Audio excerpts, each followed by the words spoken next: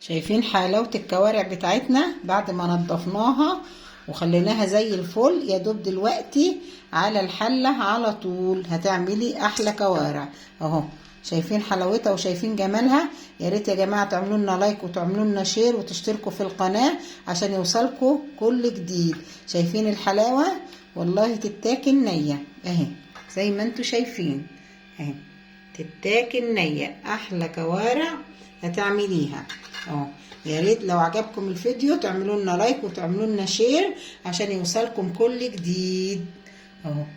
احلى كوارع هتعمليها وتنضفيها في البيت. شايفين حلاوتها وجمالها. احنا بنحبها كده، بنسيبها كده على النار عشان تحمر معانا وتديك الطعم الجميل. هي طبعا كانت الجلد بتاعها كان اسمر، فطبعا الجلد بتاعها مش هيخليه لك ايه، هيبقى اللون بتاعها. بس شايفين بعد ما نطفت بقت ازاي. يلا حبايبي اعملوا لنا لايك واعملوا لنا شير عشان يوصلكم كل جديد. والسلام عليكم ورحمة الله وبركاته.